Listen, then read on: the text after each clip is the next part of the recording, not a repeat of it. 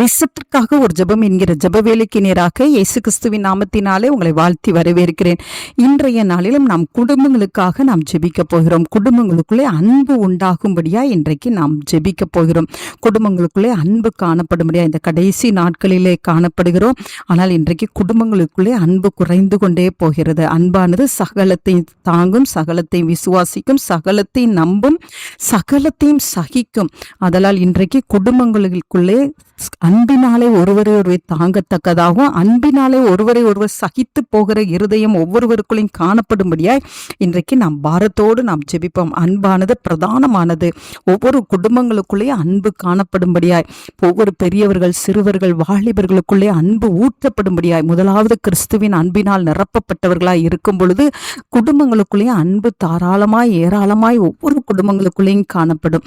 அதனால் இன்றைக்கு நாம் பாரத்தோடு நாம் ஜெபிப்போம். அன்பற்ற குடும்பங்களிலே கிறிஸ்துவின் அன்பு ஊற்றப்படவும் அவர்கள் ஒருவருக்கொருவர் அன்புள்ளவர்களாய் காணப்படும்படியாய் நாம் ஜெபிப்போம். நாம் யாவரும் கண்களை மூடி தேவனை நோக்கி பார்ப்போம். எங்களை நேசிக்கிறதான நல்ல தகப்பனே, இந்த நாளிலும் ஆண்டவரே ஒவ்வொரு குடும்பங்களுக்காக நாங்கள் பாரத்தோடு நாங்கள் ஜெபிக்கிறோம். ஆண்டவரே, இன்றைய நாட்களில் அன்பு இல்லாத சூழ்நிலைக்குள்ள கடந்து போய்கொண்டு இருக்கிறோம். இந்த நாளில் கர்த்தர் ஒவ்வொரு குடும்பங்களிலும் அன்பை நீங்க ஏராளமாய் நீர் ஊற்றும்படியாய் நாங்கள் ஜெபிக்கிறோம். ஆண்டவரே, முதலாவது ஒவ்வொருவரும் ஆண்டவரே அந்த கிறிஸ்துவின் அன்பினாலே நிரப்பப்பட்டவர்களாய் இருக்கட்டும். ஆண்டவரே, கிறிஸ்துவின் அந்த கல்வாரி அன்பு நிரப்பப்படும் பொழுது ஆண்டவரே குடும்பத்துக்குள்ளே ஒருவரை ஒருவர் தாங்குவாங்க. ஆண்டவரே, அன்பினாலே ஒருவர் அன்பினாலே சகித்து போகிற கிருபையை கர்த்தர் கொடுப்பீங்கப்பா.